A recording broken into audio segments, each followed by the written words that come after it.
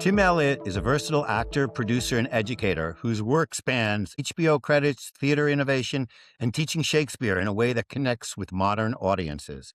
From managing the Krymov Lab in New York City to creating viral short-term content on Shakespeare, Tim brings stories and performances to life with deep insight and creativity. And by having read through your CV, I don't doubt it for 1 second. Very impressive, both in terms of your academic training as well as the things that you've embarked upon, in particular with the Krymov Lab. So let's talk about this a little bit. But I'd like to get back a little bit to your beginnings. You transitioned from athletics to theater in middle school. Those are both highly individually focused participatory endeavors. The person has to be really self-trained and such. They're different in many ways. One's very physical, one's very cerebral, but they're also very similar. Is that something that you would characterize yourself as being super focused?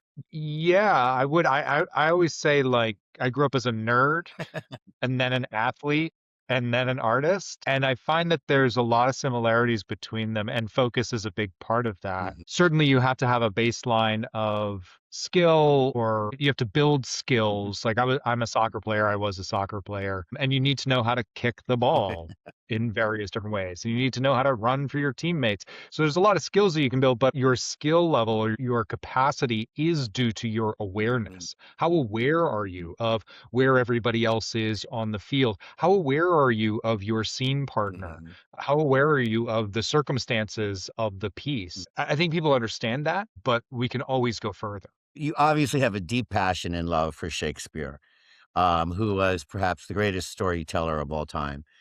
So let's talk about a little bit about the Krymov Lab and what you accomplish. Yeah. The Krymov Lab New York City challenges traditional theater structures.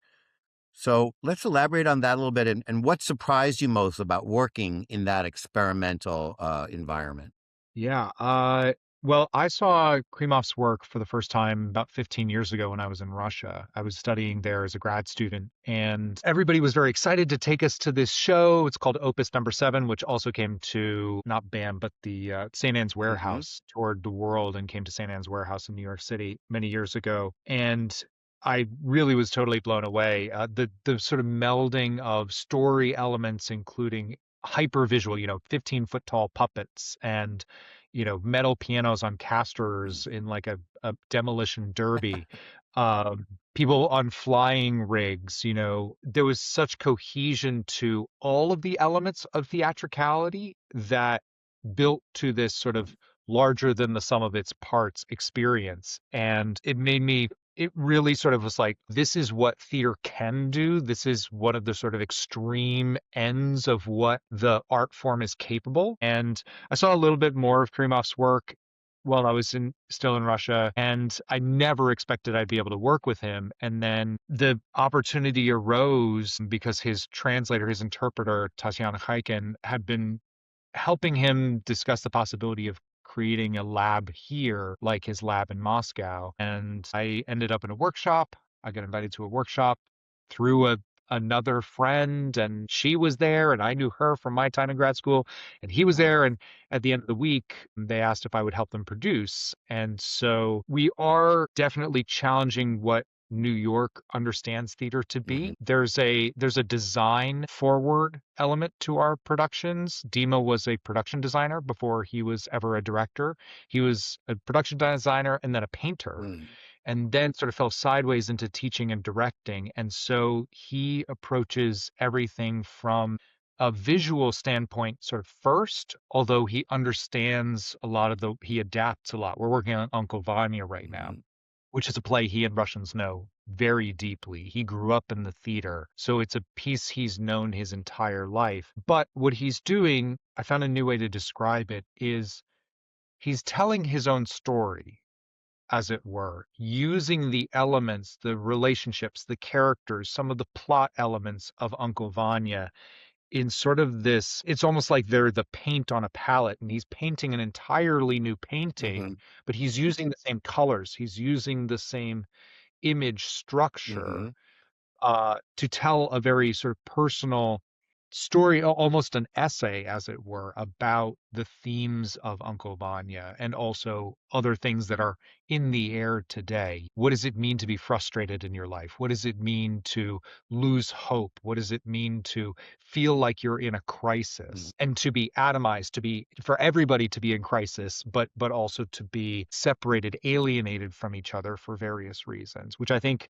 Dima is experiencing, a lot of us are Right. experiencing. And so we're building this piece that is related to Uncle Vanya. And certainly, you know, Yelena is there, and Vanya is there, and Sonia is there. But there's also a chicken. In fact, there's two chickens, and there's a little chick running around stage. So, but it's also inherently theatrical. Dima's a clown. That's his first instinct as a performer. So there's a lot of very funny elements, but also a lot of very heartfelt pathos and questioning and mystery as well. Well, I mean, I think that that goes to the fact that the story, whether it's hundreds of years old, is still relevant. The basic components, the paints, as you say, that are spread across the canvas are still relevant today.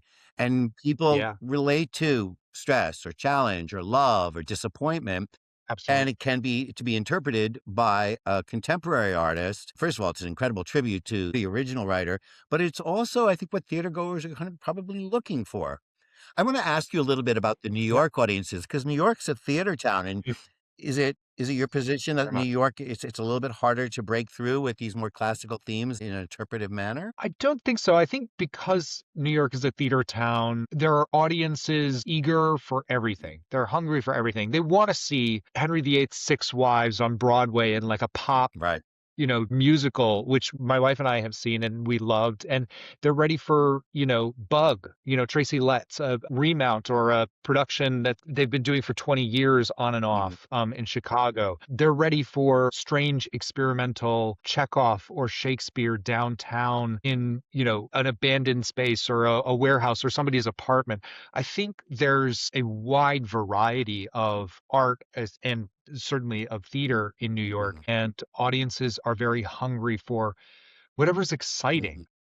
Every time you buy a ticket to a show, it's like you're playing the Right. lottery. Is this one going to be the one this month or this year that really just knocks my socks off for whatever Right. reason? Could be that you just love King Lear. You see every King Lear, and every time you go, it really shakes you to your Mhm. core. Or you just respond to certain actors or certain Mhm. designers, certain spaces. We're working in the Ellen Stewart Theater at La Mama, which is really an honor. I mean, being able to work in that space, knowing the history of that Mhm. space, it's kind of incredible to think, oh, here I am on stage Right. at the Ellen Stewart. And that goes for a lot of spaces. So I think there are a lot of things that excite a lot of people about, art and theater, but finding and communicating to the audience that is going to be excited and getting them in the room is always a challenge because there's so Right. much. Well, clearly, the beginnings of your association with Krymov were right place, right time, knew someone who knew someone, but you've taken this really far with great success. So we've spoken about the audiences.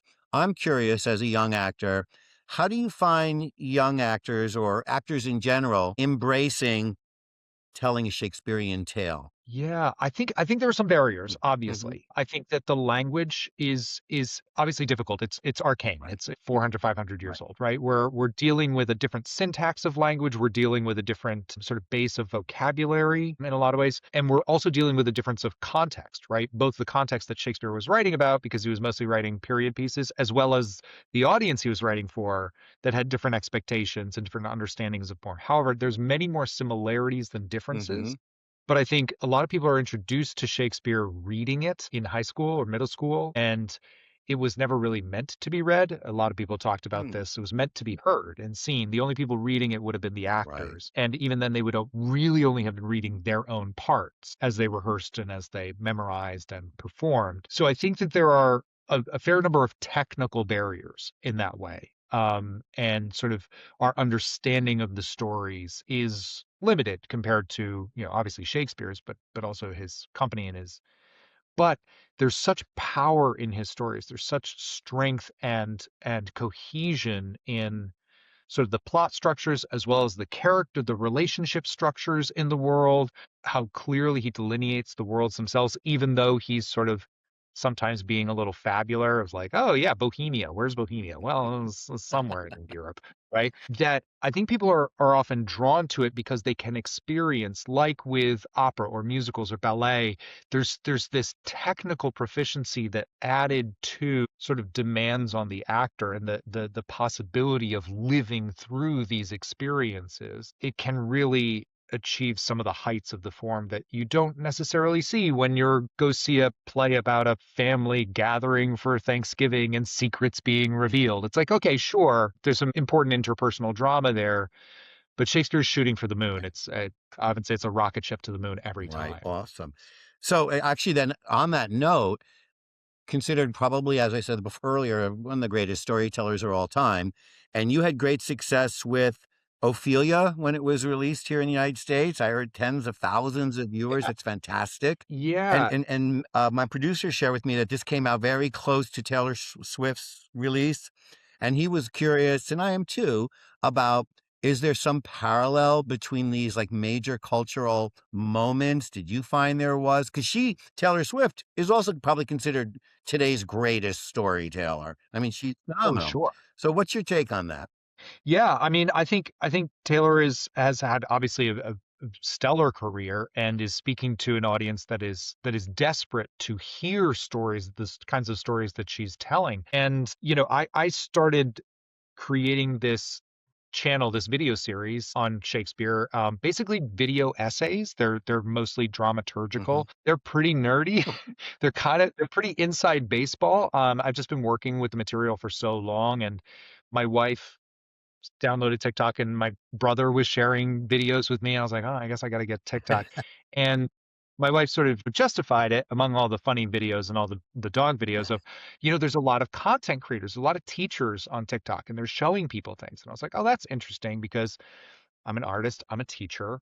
I've had this project trying to, sort of change Shakespeare practice for a long time. I was like, "Oh, this is a format that I could do this." And I started playing around and creating some videos and then started sort of dialing in the way I was creating them. And I made about 10 or 12 and then just started releasing them in like September Hmm. or so Hmm. over the course of a couple weeks. And the last one I released was this, and they were all doing pretty well, 10 to 20,000 views, a lot of likes, a lot of comments, a lot of, discussion. It was great, like great to connect with the people on TikTok and some on Instagram and some on YouTube that were interested in this material. Cool. And the last one I released is an 8.5 minute long video about Ophelia's role in Hamlet, like her journey, like where does she come from and what happens and like how is she woven into the plot? Like her role is often sort of understood as like she's Hamlet's girlfriend and then she gets sort of wrapped up in it and things go badly for her. Hmm. But I'm very diagnostic. I want to know, what exactly, how does she integrate? Like what is she thinking sort of moment to moment throughout the 2 to 3 months that the play is going on? Hmm. And when I've done that analysis before, I've found like, oh, there's so much more here than I've ever heard anybody say. So I released this 8.5 minute video on Ophelia. This very nerd. And then yeah, a couple weeks later, Taylor Swift happened to, I had no idea because I don't follow Taylor Swift really at all. She released this music video, The Fate of Ophelia. Hmm. And overnight, this video that had done very well. I was like, oh, I'm really pleased that, 20,000 people have viewed my 8.5 minute long, really deep dive on Ophelia. And then suddenly overnight, my views were just off the charts. I was like, what is going on? What is happening here? I looked at like the graphs of it. So today, and people still watch it every day, there are now about 250,000 views on it, Wow. Congratulations. which is crazy. And, not everybody's watching it all the way Right. through, of course, but it's getting fed into the algorithm just because people are Swifties or whatever. And let me tell you, the Swifties and the anti-Swifties really had it out in my comments, of course, about whether or not she was understanding, like, does Taylor get this? Or yes, she does. And it's a metaphor. And, but it's great the way that artists working in totally different mediums. Like I'm not a pop musician and Taylor, I don't think is really a Shakespeare buff, but of course she connected with some of the ideas of Mhm. Ophelia and some of the things that Ophelia had gone through, and that's why she wrote the song. And that through that character, through that sort of symbol of that idea of a person, artists can connect with audiences who are hungry to understand this pivotal character who is often sort of overshadowed and carries great meaning and was, in a lot of ways, I think, a great hero in that story. So the dramaturgical research is really quite intense. I mean, I had to Google what were all the components, and it's Yeah. period, it's the politics, it's the socioeconomic, conditions. It's a lot Yeah. going on there. I mean, Yeah. how do you approach Yeah. that? I mean, that seems like a daunting task. Yeah, it's a great question. I think there are many different approaches to dramaturgy. A lot of are very literary, of like, oh, we're doing a play based on Kafka. Like, who was Kafka? Where was he writing? What was he thinking about? Like, who are the people that influenced him? And I find that dramaturgy is most exciting when you're really trying to get the actors dialed in. Mhm, And because I started in the theater as an mhm, actor, and circumstance, the situation. What is the situation? Why is it compelling? Why would you be compelled in this situation to do these mhm, things? And I found working on Shakespeare for, 20, 25 years since I first started picking it up, that there was something that I didn't understand, of course. And the more I sort of scratched at what was it that I wasn't understanding? Why is this person doing this? This doesn't seem to make sense. These plays have lasted 400 years. There's such power in them. There's such clarity in the language when you really start to understand it. Why does Capulet change his mind? At the beginning of the play, he says to Paris, no, you're not going to marry my daughter. She's not going to marry anybody for 2 years. Yeah, you can come to the party.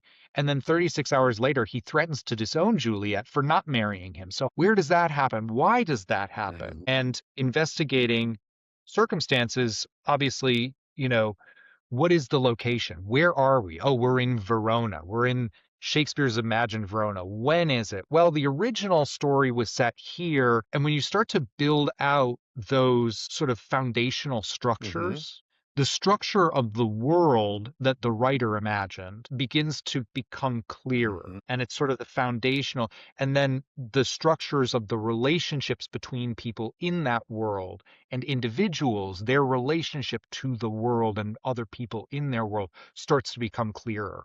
And that, I think, really lays the foundation for a plot, for events to be very coherent and to connect. I actually was just finishing last night a plot flowchart. I made one many, many years ago, and then I lost the program that allowed me to make it. It's just a flowchart program. And I reconstituted it and posted it on my website last night. It took me a couple weeks to reconstitute it. And really the cohesion of all the events, it's stunning. Like there's very little in Shakespeare's plays that isn't somehow connected to the larger flow of things that happen. And it's incredibly right, tight, which, not everything needs to be very plot driven, of course. So much of our favorite stuff is character mhm, driven or relationship mhm, driven. I think Shakespeare has that too, and that's part of why the plays have lasted as long as they have. Plus the language, plus the beautiful, beautiful right. language, the experience Well, of the environment in that instance is the unseen character. It's vital.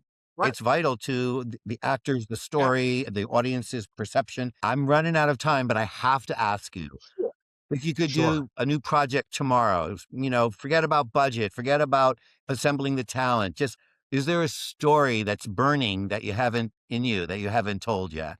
Yeah, I'd have to say I'd probably work on Romeo and Juliet, Hamlet, or Much Ado About Nothing. They're my favorite plays, I would say. And everybody's seen them, but to work on them with, some of my favorite actors. I would love to work on Shakespeare with Dima, with Dmitry Krymov. Hmm. We haven't gotten there yet, but I'm also, I'm starting a class on Shakespeare. I'm discussing it with La Mama if they have space and time for me, but I'm going to launch that and I'm going to be emailing people and I'm going to be putting links and making videos about it on my TikTok and my Instagram. So basically, sort of starting to announce that I will be teaching a class, and I may also do some online, like live videos and sessions with people if they're interested in that, if they can't get to New Hmm. York to take the class. Okay, I have to wrap this up, but did I read you were or are an adjunct professor at theater at NYU Adjunct professor in the open arts in the open arts department. department? So I just wanted any of our viewers to know, hey, I got to study with this guy. Again, where can I start Googling to find him?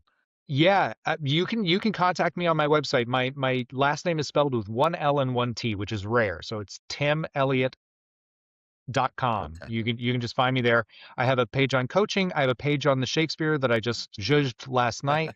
You can email me. It's just Tim Eliot at Gmail. Right. Yeah, I do lots of private coaching, Mhm. obviously, and I will be starting a class soon. And I do teach a class at NYU in the open arts department. If you're an undergraduate in really any department, but especially Tisch, you can register for my class. I teach it in the fall and the spring, sometimes in the summer, and sometimes in J term. Mhm. It's called Understanding Story, and it's about story structure and what stories are, and it's a writing workshop. Okay. It's very Well, fun. I'm sure a lot of people would find a lot of inspiration in you. I have certainly, and all the passion you bring to your work. So I really appreciate you taking some time out to speak with me and for me to be able to learn a little bit more about your beginnings and your process and your projects and how your perceptions of theater and your wishes. So it's been a dream. It's really been wonderful.